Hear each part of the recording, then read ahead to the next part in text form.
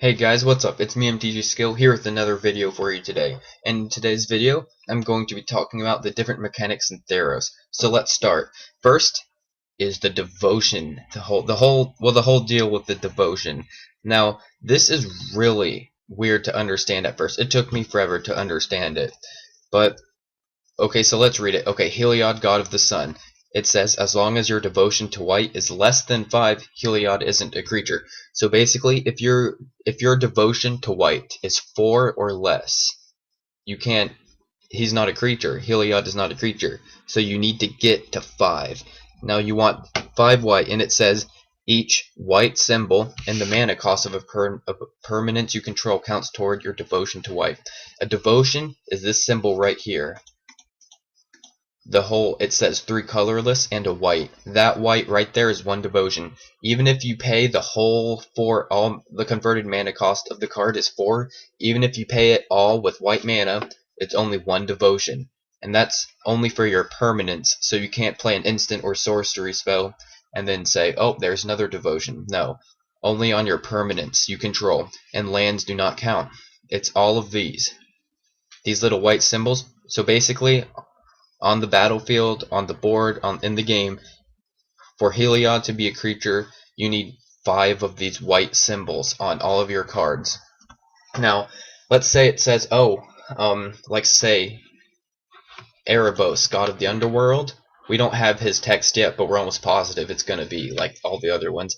So basically, you need 5 or more black devotion to him.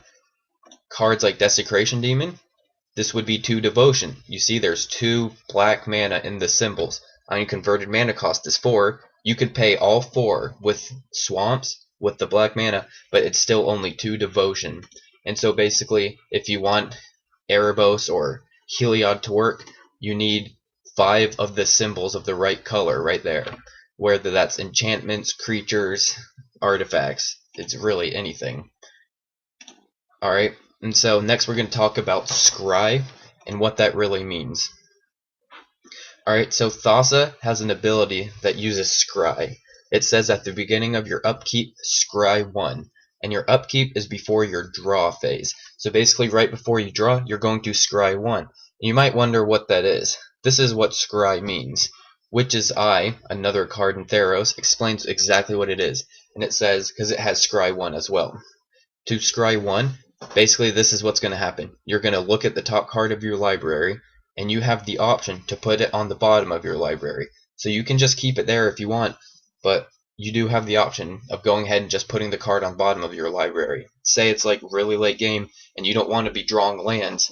And then you Scry 1, and you get a land, just put it on the bottom of your library, and then you continue to your draw step. And so, yeah, I hope that kind of clears up any confusion or anything, because I know I was kind of confused about all this. It seems simple now once I think about it, but the wording, how Wizards worded it on some of this is a little confusing. So it's okay if you were confused, because I was confused, and I'm not a new player. I've been playing for a while, and trust me, it's okay if you're confused on some parts of these mechanics, because Theros is supposed to be more of the advanced set, or for like intermediate and advanced players. So yeah, I hope that describes some of the mechanics. I should cover Monstrosity real fast. Pelucranos. Alright, so Pelucranos has Monstrosity. And I'm going to show you another creature that has Monstrosity real fast. Stone Shock Giant, and this also has Monstrosity. So basically, this is what happens. To use Monstrosity, first you would cast your card regular. You would pay 3 colorless, 2 red, so it has converted mana cost of 5. And then, so this creature is now in the battlefield after you've casted that. Now, usually you will be paying the Monstrosity cost a bit later after you cast the card.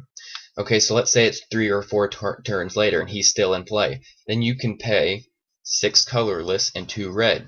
That's 8 mana. So you pay the 8 mana, and he gets Monstrosity 3. And what that means is you get to put 3 +1/+1 counters on him. So the 3 would equal how many +1/+1 counters you put on him. So he would become an 8/7. Yeah. So You pay the Monstrosity cost, he becomes an 8/7. And this is Monstrosity, so think of it like this. Monstrosity, the 3, the number, Monstrosity 1, 2, 3, 4, 30,000. That's how many +1 counters you get. And you have to pay that mana cost to get those counters.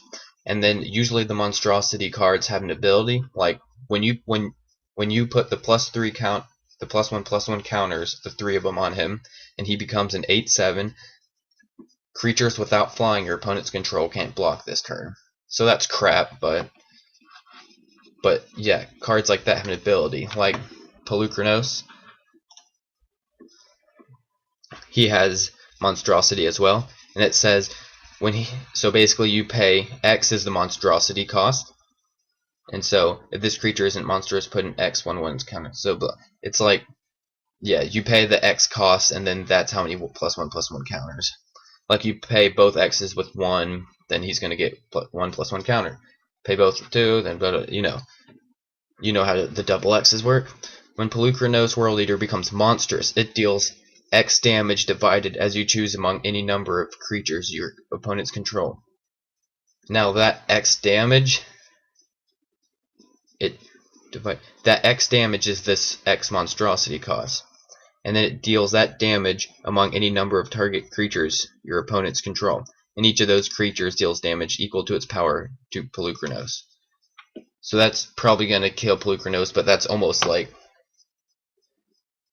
I don't know, it's like a supreme verdict, a Pelucranos verdict, I guess. So yeah, the Pelucranos is definitely the weirdest to understand out of all of them, but by now you should have known what Scry means, you should know what the devotion means, and now you know what Monstrosity is. So I hope this video has helped overall. I'm really excited about Theros and looking at and reading over the new mechanics, looking at the god cards. It's all really exciting, and the spoilers are really fun to look at.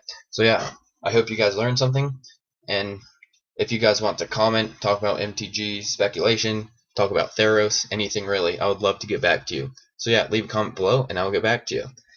See you guys around. Have an awesome day.